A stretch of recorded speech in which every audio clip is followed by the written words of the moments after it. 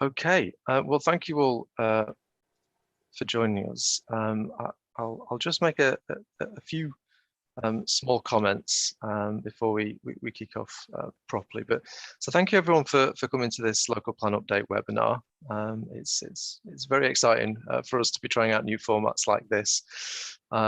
This particular webinar is focused on carbon reduction topic and is an opportunity for you to hear presentation and ask questions of the team. Dan, if you just want to move on to the next slide. Thank you. So before we begin the webinar properly, I'd just like to outline some of the housekeeping arrangements for this section and to explain the format. So firstly, as you may have noticed, please note that this webinar will be recorded and is uploaded on YouTube. And that's primarily for the benefit of others who aren't able to meet this section and are able to dial in at another time, and they'll be able to watch that recording. All attendee microphones and videos have been turned off and will remain turned off. To ask questions, please use the Q&A function, which is in Zoom, is towards the bottom of the screen. And we'll attempt to answer those questions verbally, but if we run out of time, we'll try and make a record of those questions that we haven't answered and get you an emailed response. So it's going to be roughly a 20-minute presentation and then followed by a Q&A session with the panel. So just to outline who we've got on the panel today, we've got Martin Elliott, Head of Service for Strategic Planning, myself, Adam Harvat, Group Manager for Policy and Plans. We've got Helen Miller, Principal Planner for Policy and in Policy and Plans, Daniel Gollan, Senior Planner, Policy and Plans, and Caroline Harris, Planning Assistant in Policy and Plans as well, who's going to help us manage the Q&A towards the end. So thank you, Dan. So what is this consultation about? Well, we're consulting on the local plan update, which will eventually contain a suite of new planning policies to help us tackle the climate emergency. And this is the earliest stage of consultation, known as a scoping consultation.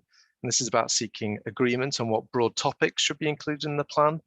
But it's also about us trying to introduce new ideas and some options for where we think we could go in terms of meeting that climate emergency aspiration. So at this stage, we're not setting out fully worked up policies. That will come later and as a result of this consultation. So broadly speaking, what we're looking for from this consultation is just an understanding of whether people agree with the scope of policies or not, what their thoughts are on some of our ideas and options and the questions that we ask as part of the consultation material. And most crucially, your thoughts on whether we've missed anything, whether you think that we should be going further, any of the problems that perhaps you think we haven't identified, or whether you think we're going too far. So all those kind of questions would be really gratefully received. We're hosting, as you will obviously know, we're hosting a series of webinars covering the 5 different topics. That's individually over the summer to help give you the chance to learn more about the topics and ask any questions that you have. So today we've got carbon reduction. We also have flood risk sessions, placemaking sessions, green infrastructure sessions, and sustainable infrastructure sessions over the coming weeks with daytime and evening slots. If you miss any, the recordings are on the website, as I said. And we'd be grateful for any feedback you have on this webinar. This is new for us, and we're keen to make sure that we learn lessons and be the best that we can. So if you've got any constructive feedback you'd like to send through to us on this webinar, please email the address provided at the bottom of that slide there. So without further ado, I will hand over to Dan, who's going to give the presentation this evening. So over to you, Dan. Thanks, Adam. So welcome to the carbon reduction webinar, which is part of the Leeds Local Plan Update consultation. The webinar will cover the objective of this section of the Local Plan Update, the local context in terms of carbon emissions, current national policy, the topic areas of the Local Plan Update paper. There'll be a brief introduction to each topic and the options presented in the consultation material. There will also be questions for you to consider. And finally, as Adam put earlier, please put any questions in the Q&A section. So our current local plan has effective policies on carbon reduction and renewable energy generation. However, they don't go far enough to make us carbon neutral by 2030, so we need to explore how we can go further. Our objective is to minimise energy demand and meet all demands for heat and power without increasing carbon emissions to allow Leeds to meet its climate emergency commitment of being carbon neutral by 2030. We believe this can be achieved by ensuring new developments to measure carbon emissions across the whole life cycle of a building, ensuring sustainable construction standards for new buildings, and promoting renewable and low carbon energy to meet carbon neutral aspirations. The table on the screen shows that Leeds has seen a consistent drop in the levels of carbon dioxide emissions since 2005. There's been a 37% drop in total emissions within that period, including a 52% drop in the industry and 40% drop in domestic sectors. However, these trends need to significantly improve to meet local and national targets. Whilst this requires a multi-sector approach, planning policy can have a positive impact on the carbon emissions of industrial and domestic buildings. The Planning Policy Act of 2008 puts a legal duty on local planning authorities to include policies on climate change mitigation and adaptation in their development plans. The National Planning Policy Framework, or the NPPF, states that the planning system should shape places in ways that contribute to radical reductions in greenhouse gas emissions, minimise vulnerability and improve resilience, encourage the reuse of existing resources, including the conversion of existing buildings, and support renewable and low carbon energy and associated infrastructure. The following slides explore the policy options available to us in this local plan update. The first topic is whole life cycle carbon emissions. Our current planning policy approach is mainly focused on reducing operational energy use. In order to fully capture and understand the development's carbon impact across its lifespan, a whole life cycle carbon assessment is required. Whole life cycle carbon assessment, or embodied carbon as it may also be called, measures the carbon emissions resulting from the construction and use of a building over its entire life, including operation and demolition. It includes the following elements: construction, products and processes, operation of the building, maintenance, repair, refurbishment and water use, demolition, waste disposal, and carbon savings from material reuse. Guidance on this topic has been published by the UK Green Building Council, RICS, and London's local plan also includes a policy on this area. The options presented in our scoping consultation are require whole life cycle carbon assessment to be submitted in support of all major planning applications, or require assessments to be submitted until 2026, but after that date require development to meet a set of benchmarks to achieve carbon neutral across the whole carbon life cycle of the development. So we have a couple of questions which were involved found within our consultation material, which we'd like you to consider. The first is, do you think that planning policy should seek to reduce the embodied carbon emissions across the whole life cycle of a development? And the second one is, do you have any further thoughts on the whole life cycle carbon reduction, such as how quickly it should be used to achieve carbon neutral development, or whether all developments should be required to carry out assessments? I'll just pause here for a few seconds to allow you to consider these.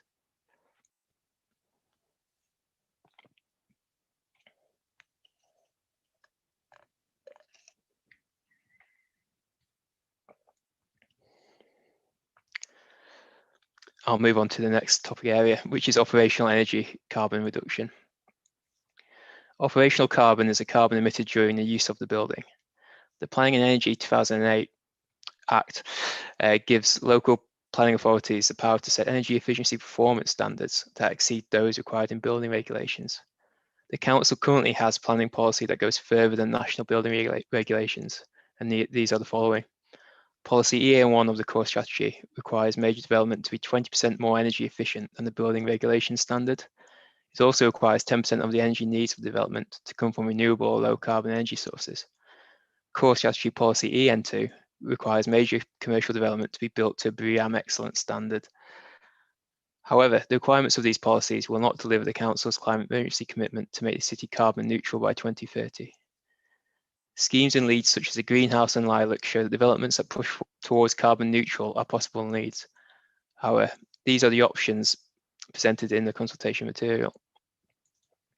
Require all development to be built so that carbon emissions associated with the building's operational energy are neutral or negative. Gradually increase improvements in energy efficiency beyond the current 20% improvement, combined with renewable energy use to achieve zero carbon emissions in new development by 2030.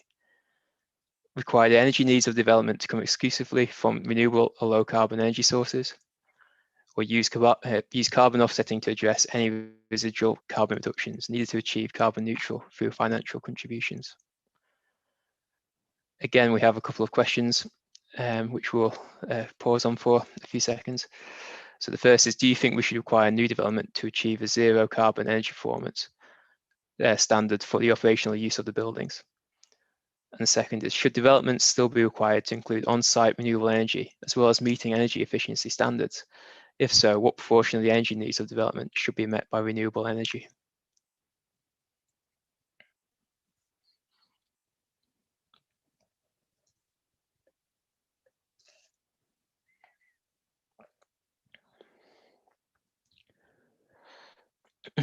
I'll move on to the next area, which is sustainable construction. Sustainable construction concerns the assessment of how environmentally responsible and energy efficient a development is. Leeds wants all development to be built to a high standard across a whole range of sustainability measures. To achieve this, we've already adopted policy EN2 of the core strategy, which requires BREEAM Excellent for commercial buildings. For those who may not know, a BREEAM rating is based on the following categories for assessment: energy, management, health and well-being, materials, transport, water, waste, pollution, land use and ecology. The above criteria are then scored and weighted and a BREEAM rating given. The assessments are carried out by independent assessors at the design stage and post-construction. We've also adopted Building for Tomorrow Today Sustainable Design and Construction Supplementary Planning document to help developers design and construct sustainable developments. The council also uses LEED standards for its own council house building programme. It's been shown that LEED standard dwellings shall produce an average of 0.9 tonnes of carbon dioxide every year, compared to against the average household of 6 tonnes per year.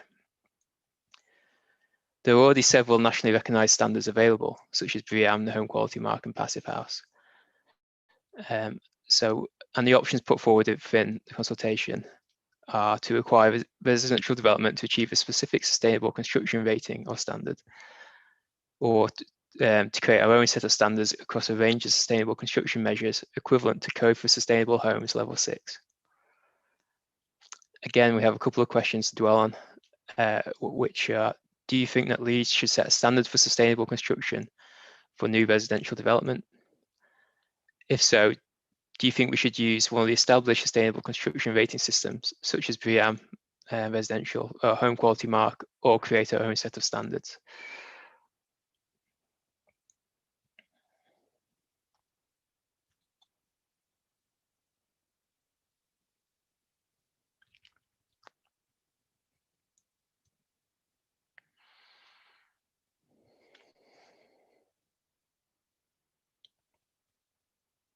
Okay, I'll move on to the next area, which is resilience to heat. By 2070, the average summer day could be between 1.4 and 5.1 degrees warmer, leading to significant impact on people's health and well-being due to overheating. Heat stress occurs at temperatures of over 35 degrees centigrade and can have an impact on productivity and also impacts people's sleep. There are no existing policies within the local plan that specifically consider the overheating of homes and buildings, how it is considered in the building regulations. Again, we have two questions for you, which is, do you agree that the local plan should contain a policy designed to increase resilience to the impact of heat? And how do you think Leeds should ensure that homes are more resilient to overheating?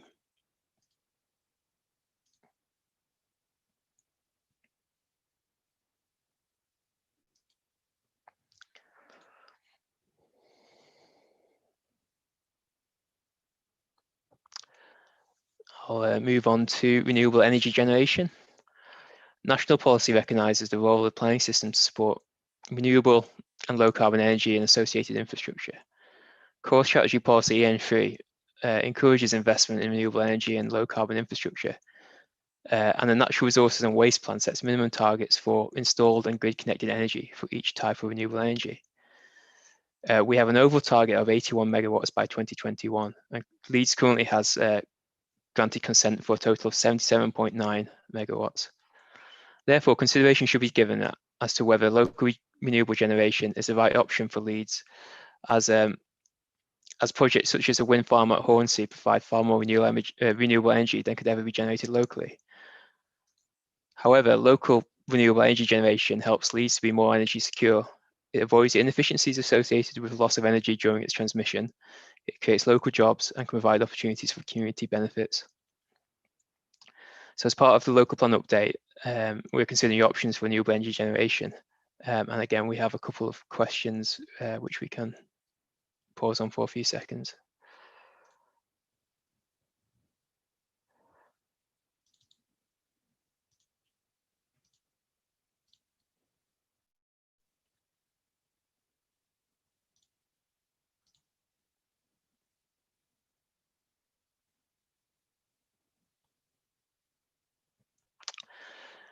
Moving on to heat networks.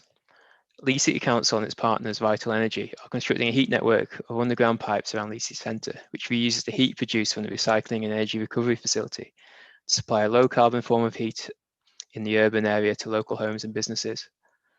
When complete, the network will connect nearly 2,000 homes and businesses, providing low carbon heat and hot water, equating to a saving of 11,000 tonnes of carbon emissions per year. Core Strategy EN4 asks for developments to connect into the heat network where possible. In areas that are too far away from the heat network to create a new district heat network serving the development itself. In most cases, the outcome is that development is designed so as to be ready for connection to a future heat network, rather than being connected to the existing or new network. We want to further encourage the use of heat networks by identifying opportunities for new development to connect to them. This could be done through expanding on the existing policy through a supplementary planning document. The current network is shown on the following slide and can also be found from the consultation documents at a higher scale, high resolution, sorry. And it has the following question attached to it, which is, would you like to see more connections made to the heat network, or are there more effective ways to reduce emissions?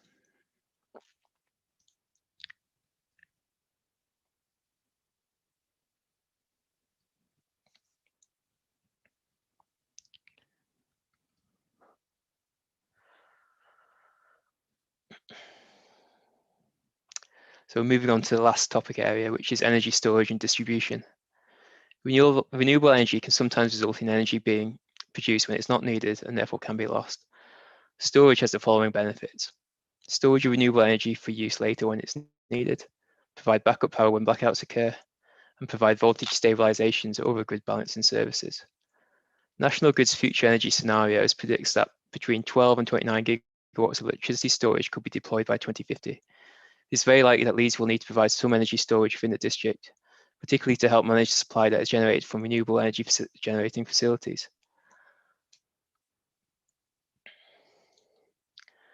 In addition to electrical energy storage, the storage and distribution of hydrogen can also play a key role in enabling the UK economy to achieve net zero. It can provide a source of energy for domestic heating, heavy transport, aviation, and industrial processes. According to Britain's hydrogen network plan, the planning system will need to be able to accommodate a large volume of applications for hydrogen production, storage, pipeline, and other facilities. The options presented in our scoping material are, whilst there is no requirement to set policies on energy storage and distribution, it may be considered beneficial to introduce policies that do so. Or we can identify suitable areas for energy storage, including hydrogen, without setting a target. And we'll move on to the last set of questions, which are, do you think that new policy is required to guide the location of energy storage proposals, including electricity and hydrogen?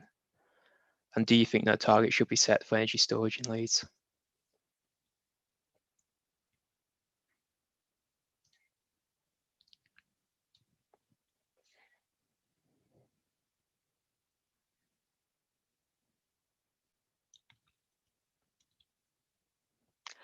So thank you, that's the end of the presentation. Comments can be made up until the 30th of September, and 13th of September, and we'd like to hear anything you've got to say, and the information can be found on screen here. So we can now try and answer any of your questions we have. So thanks for listening.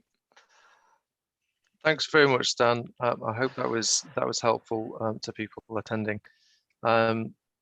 if I noticed we've had a few people who joined a little late. If all questions could be just put in the Q&A section, the tab at the bottom, rather than the chat function, that'd be really helpful. Just it helps us keep track of the questions that are being asked, just to ensure that we've not missed anything. I see that we've got a couple of questions. Caroline, do you want to just kick us off, and that we can bring in the panel to answer those questions that we do have? Thank you. Yeah, of course, thank you. So first question, all this is about new developments. What about the tens of thousands of current houses in Leeds and their need to move away from gas boilers? Thank you. It's a very important question. I think I'll bring in Martin just after I've finished. But I think that the first point to make is that it's important to explain the nature of the planning system and what we're able to do within it. So primarily, what the planning system deals with is new developments. Planning applications. So when we set policies, when we're talking about here about the policies that we currently have, or new policies that we'd like to have or would like your opinions on, they are policies that will affect new developments. It's not possible for us to set policies in planning terms for existing homeowners to require them to change their houses. But the core of the question in terms of its importance is obviously absolutely key, given how many properties are already built and the environmental impacts that they have. Martin, I don't know if you could just come in just to talk about the outside of planning, what the council is aiming to do to help address that issue. Yeah, thanks, Adam. And as you say, planning is one part of a massive climate emergency, and other sections of the council are looking at this issue in terms of what we do about existing buildings. And there's a number of things there. The questioner mentioned the need to move away from gas boilers. There's also the need to look at what's called retrofit to make those existing dwellings more energy efficient.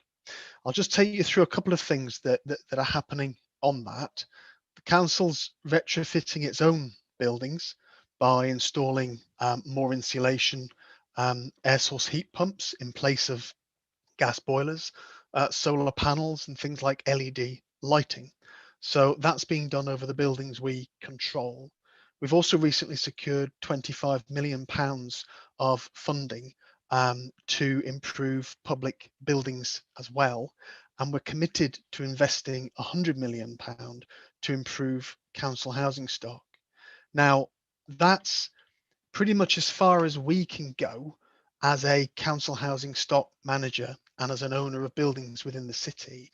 But what we will be able to do as part of that is two things. One is build up a sector and a job sector for people who are skilled to be able to implement and retrofit the public buildings, but hopefully then share best practice and the good outcomes in terms of lower energy bills for those people and those buildings which have been retrofitted. It's then about building a market in Leeds for that retrofit to happen within the private sector. We will look at ways to secure private investment to fund similar energy upgrades in privately owned buildings, but at the moment we're limited because there's limited funding around and we have limited powers over that private stock. Thanks, Martin. That's really helpful. Caroline, do you want to just bring in the next questions? I noticed we do have a couple of questions in the chat, which we can come to afterwards. Don't worry, we won't miss those. Okay. Is there a danger that by setting the bar high in relation to efforts to deliver zero carbon, that it will impact on the ability to deliver on other key objectives, such as the provision of more affordable housing or important social infrastructure? Yeah, so it's a really, really good question. It's key to what we're doing here, I think. I don't know if anyone on the panel wants to answer. I'm happy to pick this one up. So I'll just pause in case anybody wanted to come in. That's fine. Yeah, I mean, the short answer is that, yeah, there is a danger here, isn't there?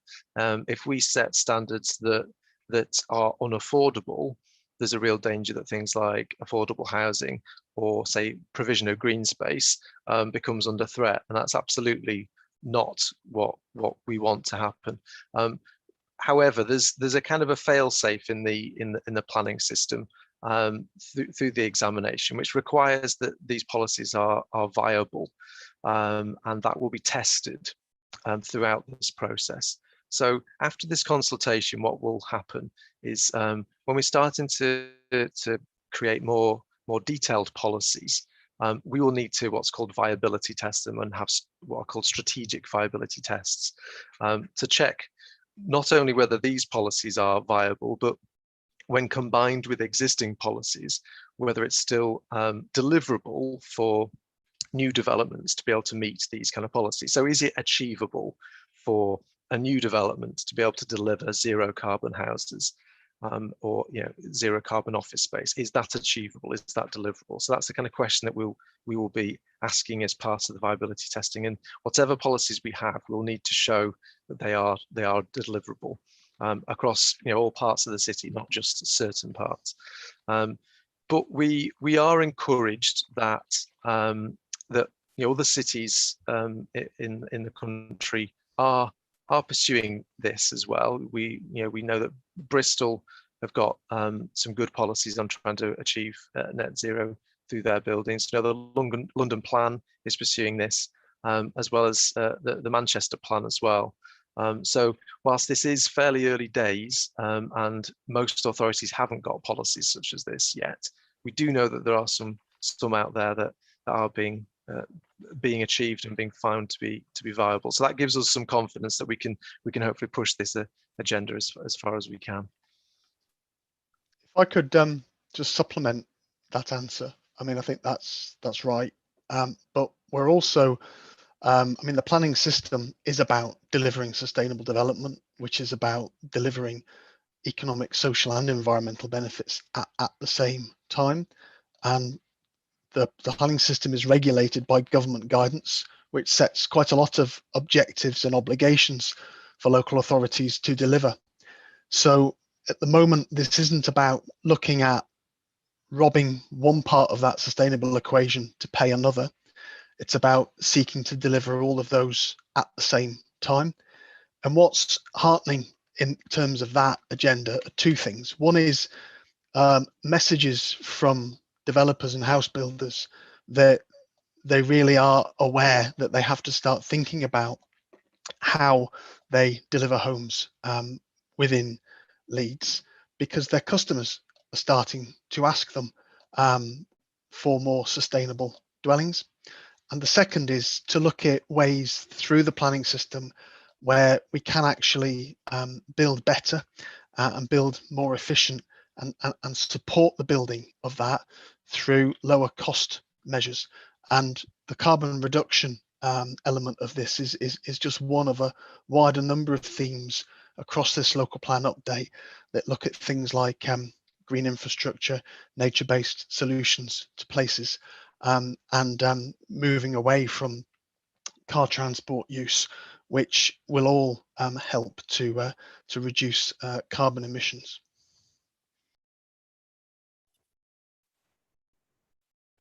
Great, thank you very much. Right, I'm just going to answer the couple of questions in the chat so I don't miss those. What are the education and training implications of the possible policies? Yeah, I can pick that one up, and I think that's absolutely a fundamental point. We are reliant on certainly lots and lots of good practice out there. We have some good practice within Leeds. We have some specific what we sort of refer to as niche developers who, as Daniel alluded to in his presentation, such as Lilac and Situ, who have really made great strides in terms of making these policies work on actually often quite difficult sites within Leeds. So what we're doing is we're talking to them about how we can upscale their ideas. We've also got a fairly receptive development industry who are looking at the ways in which they can change their approach to development, because they know that this is coming. They know that the government obviously has ambitions to be carbon neutral by 2050. So we are all on a path, and learning from others about what's worked well and where, understanding and taking advice from people like the UK Green Building Council and other authorities who have managed to prepare these policies successfully is fundamental. But we're also rolling out training within the council for council officers to be able to assess these developments as they come forward. That's going to be important. So we're going to find that we're going to need more expertise on energy efficiency and the carbon performance of buildings. One of the things we may need to consider through policy setting is how standardized we seek this type of development to be, so that if we can front load a lot of the technical specification around carbon reduction with developers, and developers can convince us early on that the products that they're providing have been tested and do meet these carbon reduction objectives, then actually the process of planning permission may be speeded up for them in terms of that aspect. So that's one thing that we will certainly be giving a lot of consideration to through this process. Thanks, Martin. What are the business and employment opportunities, including for academic institutions, regionally and locally? Yes, again, and I think that's about reaching out and really understanding what the Chamber of Commerce and other key partners who are going to be responsible for delivering this agenda feel about it. So we're having conversations with the Chamber and with their members, and also with educational establishments like Leeds College of Building, because there's going to be a massive need for materials and skilled tradespeople to be able to implement some of this building type. But that's all to the good, and the renewable and low carbon sector is actually a very good sector within the UK economy that has potential for significant growth. And the government have recognised that in terms of their plans for net zero carbon. Thanks, Martin. Next question. Do we need to specify the type of energy storage, or can we leave that for detailing later? Do you have a percentage of energy storage in mind for Leeds? Compressed air is proposed by the Climate Commission, for example, but didn't see it in the consultation material. It's used in industry and an excellent way to store energy. Shall I chip in here? Thanks, Helen. Yeah. Yeah, energy storage is a new topic for us, and we don't currently have a policy for it, but we recognise it's something that we need to plan for, especially if we're going to have local renewable energy generation. Then we're going to need energy storage alongside that as well. We have been promised guidance from the government on how we should be planning for energy storage, but we're still waiting for that. And we really can't wait. We need to get on with it. So we are, at the moment, we're exploring the topic of energy storage. It's a new topic for us. So any suggestions that you have, and I didn't know about compressed air, we would really like to hear about that. In terms of a target, there are benefits to having a target because it helps us know the quantity that we need to provide. And then in terms of looking for locations for that, we can then do our best to find appropriate locations in Leeds, and it may be that there are industrial areas where that would work. But we don't want to have to start looking at areas where we don't want development, like greenbelt areas. So having a target means that we're better able to keep within the built up area of Leeds. And then the other thing that we want to do is look at the potential for energy storage on site in development as it's built. We might need to include a criteria-based type policy. But these are all areas that we are aware of, but don't know enough about, need to do further research, and would really welcome any input we can have from yourselves.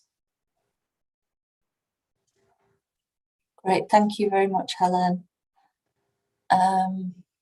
Right.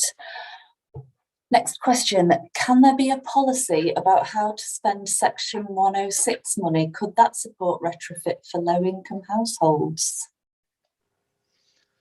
That's an extremely good question, and it's one that we've asked ourselves, and unfortunately, against the current legislation, that wouldn't be allowable.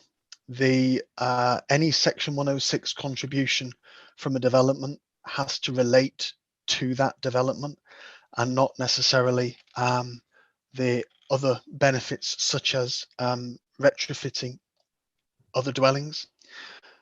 The council does have a route through something called the Community Infrastructure Levy, which is separate to Section 106. That is a strategic pot which the council can use on infrastructure. Unfortunately, at the moment, that strategic infrastructure pot is quite heavily oversubscribed. It's over the last couple of years been used to support school maintenance and delivery of additional school places, and also to part fund the flood alleviation scheme that the council has rolled out. But it's certainly something that we will keep looking at. And if you do wish to make that point to us, then we can take that into account, and we can formally respond to that as part of this consultation. Thank you, Martin. I think it just doesn't supplement that as well, Martin. I think we do know. Oops, sorry, I don't know if I'm struggling slightly with the connection, but I don't know if you can still hear me. We can hear if the you, panel could Adam. just confirm. Okay, great stuff. Yeah, just to supplement that, I think we know that the government are looking at changes to the planning system, and it may be that one of those is the rules around Section 106. I think if we can make ourselves ready for those kind of options, such as contributions that could be made to retrofitting, I think that's a really, really exciting idea.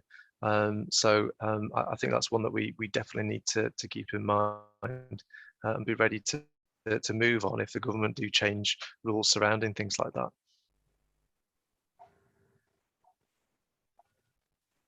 Great, thank you very much. Right, next question. Isn't cost about life cycle costs, i.e. over longer term with energy costs included, eco homes are cheaper? So can we specify assessment of life cycle cost as well as energy cost?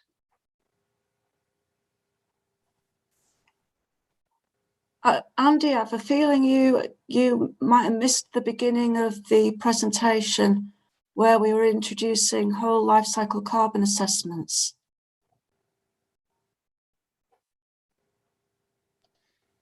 So that would be a way of. Could I go back to? I can go back to those slides if. Yeah, thank you, Dan. That would be one way of looking at the whole life cycle costs of a development. And this is something we would like to explore further in the local plan.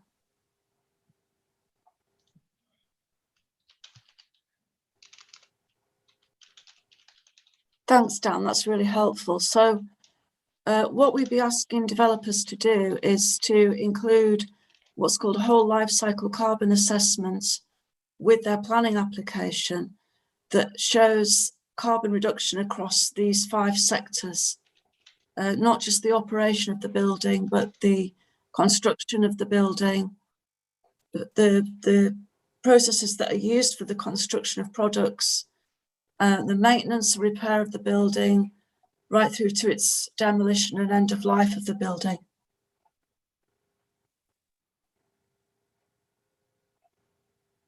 Thanks very much, Helen. Hopefully that answered your question, but if you do have any more, add it on the end of the Q&A and we'll get those answered. The next question is regarding schools. The average secondary school spends around £90,000 a year on energy. What is Leeds City Council doing to reduce its energy bill by encouraging schools to switch off lights, etc., when not in use? This costs nothing and would also help to reduce light pollution. Yeah, thank you for that. That's about what the council's doing in terms of its spend of something called the public sector decarbonisation scheme, and the council was successful in its bid for £25 million from that scheme. And what it's done with that is it's looking at the installation of air source heat pumps, connections to the heating network that we mentioned earlier, solar photovoltaic panels on buildings, and building energy management systems, and training, including LED lighting. So a range of different retrofit measures there. And that 25 million is currently funding about 43 sites, I think, and that includes leisure centres, civic buildings, and also schools, as well as sort of council offices, depots, and older persons' home. So there is activity going on with that. Clearly, the reach of that will very much depend on how much additional funding the council is able to get. But certainly, in terms of some of the lessons learned from the management side of things, that would certainly be a very low cost means of sort of spreading good practice in terms of lights and management of energy within the building. Thank you very much, Martin.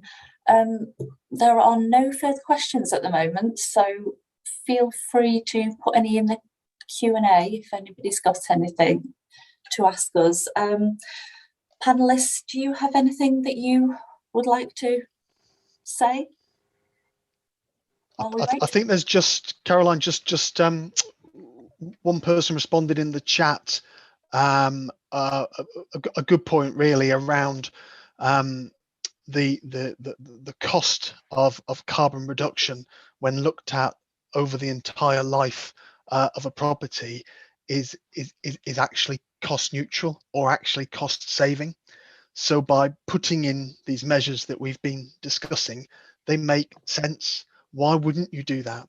Because those properties are going to be cheaper to run, they're going to be cheaper to heat, they're going to be better to live in.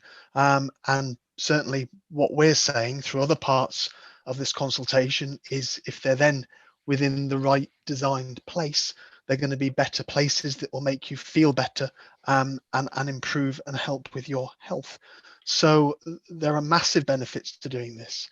I think what we've got to do is we've got to persuade the development industry, who often build in order to sell and dispose of, that they need to be front loading these benefits now, and there's a lesson there for purchasers who may maybe be paying slightly more for their accommodation, that those costs can actually be recouped over the life of their ownership or occupation of the property. And we're certainly seeing from sites like Situ in the Climate Innovation District in Leeds, people that I speak to who live in those properties basically say they never put the heating on because they don't need to.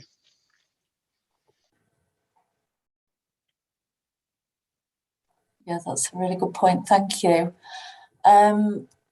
Just a follow-up point, really. Switching off costs nothing, not just a carbon energy saving, but environmentally friendly. Everything that I've heard so far costs money. To be a great way to help the council to reach its target and save money that can be then spent on other things. I think if I could sort of chip into that one again, I think it's a really good point. I think there's lots of things that behaviourally and I suppose culturally that we could do,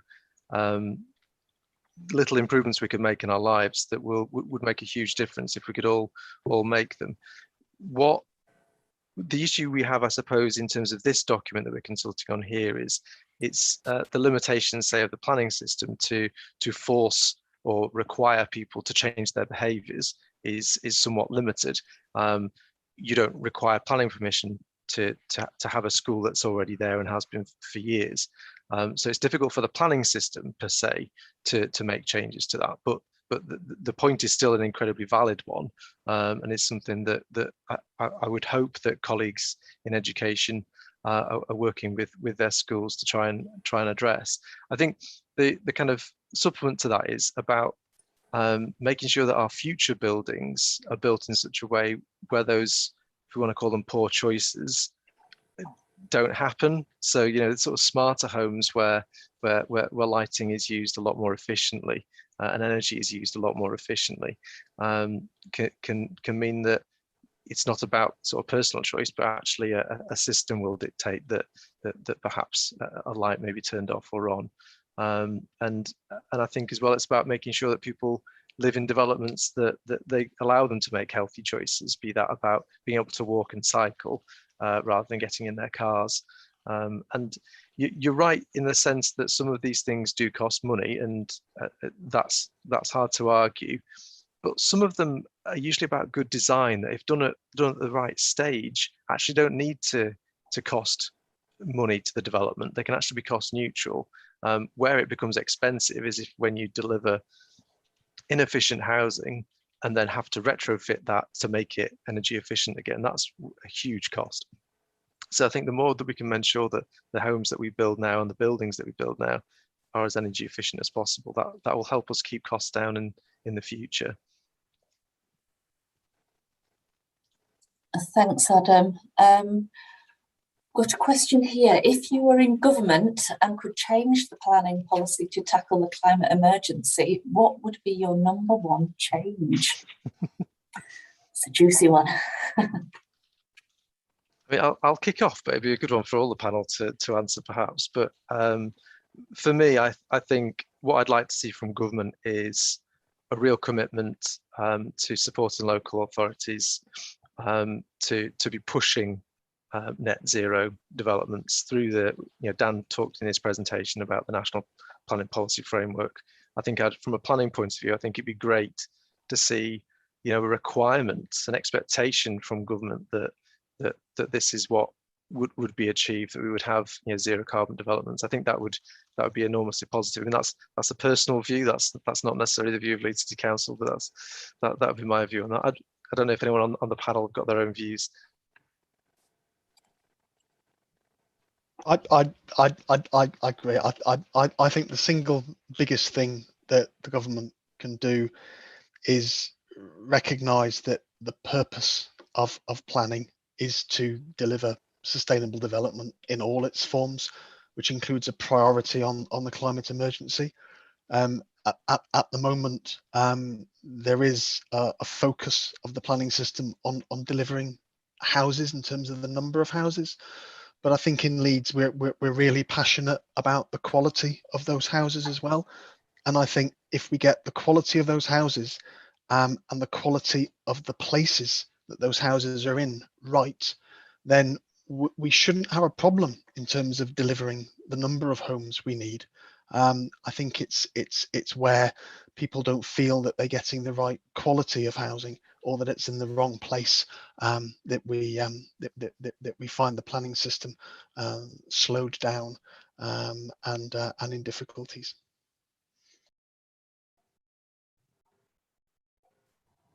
I'd agree with both of you. If I had to choose one thing, then I'd probably go for the whole life cycle carbon emissions assessments, because it just makes sense to consider the effects of development across its lifetime, right from its construction. And that's quite a change for us, but I think it's the right way to go. And I think it just makes sense, benefits everybody.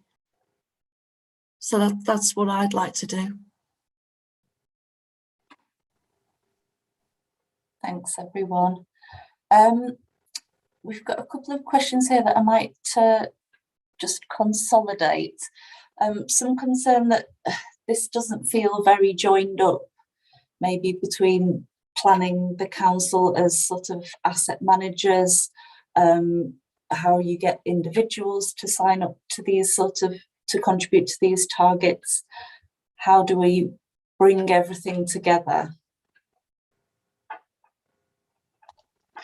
If I could have a stab at that one, and I think that's a fair point. And we are planners, and as Adam said, our responsibility within this climate emergency is to look at what the planning system can do and look at what our planning policies can do to help get us to carbon neutrality by 2030. And we know that the planning system can do a lot, because the planning system's involved in delivering new development and new buildings, which is one of our biggest pieces of our carbon footprint.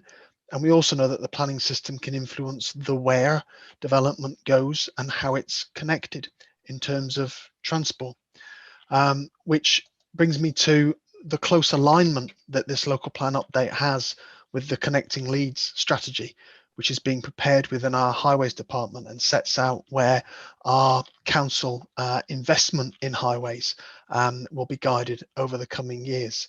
So there's a very tight fit between the planning policies that we're setting out here, both in the not just in this topic, but in the placemaking topic and the sustainable infrastructure topic, and the council's Connecting Leads transport plan. As I said, we've also got various projects on the go, dependent on funding, to look at retrofit and look at the way we as a council manage our own building stock. That's started and we're on a journey with that. And I think some of that's going to be around cultural change, and cultural change does take time.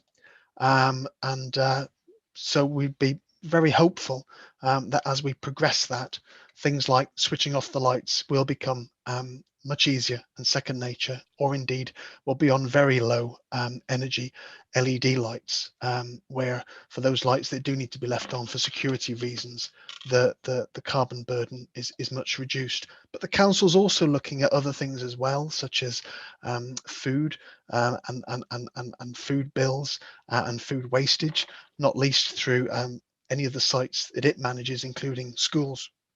And also looking at the role of nature in the city, looking at the importance of trees in terms of capturing carbon. And some of you may have heard about the White Rose Forest Initiative, which is looking at increasing sort of tree canopy cover in the city from 17% to 33% by 2050. And we're planting around 200,000 trees a year on council-owned land. So all of these things do come together. We as planners are not necessarily responsible for pulling them all together, but we are alert to the other initiatives that are going on within the authority, and where planning can help and play a role in that, we certainly will try and do that.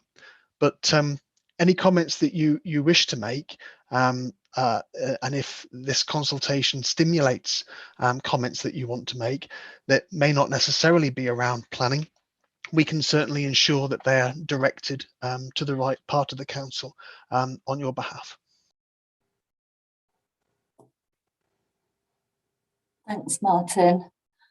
No other questions in the chat as yet. We've got about 4 minutes if anyone's got anything burning they want to ask. Does anybody in the panel have anything they want to finish off with? I think other than just to say thank you very much for the attendees for spending their evening coming here to ask us questions. I hope the answers have been helpful and informative. If you haven't already looked at the consultation material, please do, and provide any feedback you have, any comments that you have. We're running till the 13th of September, as Dan said, but we'd really like to hear from you, particularly as Martin said, even if it's issues that perhaps aren't necessarily planning, but things that you feel that the council needs to be doing something about, then that would be still useful information for us, absolutely. So unless there are any further questions, which I'm not seeing any, and I think we've covered everything in the chat, haven't we, as well. So I think the only thing really is to say just thank you very much for the panelists and for Dan for his presentation, and thank you particularly for you, the attendees, for taking your valuable personal time out to come and listen to us today. It's very much appreciated. And if you have any further sort of thoughts or queries, inquiries, it's that website. Sorry, our email address. Dan, I don't know if you could just change to the last the last slide, just to put that back on the screen. We've got our LPU@Leeds. There you go. LPU@leeds.gov.uk. Please feel free to ask questions, and the consultation material is on the link there, www.leeds.gov.uk/LPU. Okay, well, with that, then I'll wish you all a very good evening. Enjoy the rest of it, thank you very much for your questions, and see you all later. Bye bye.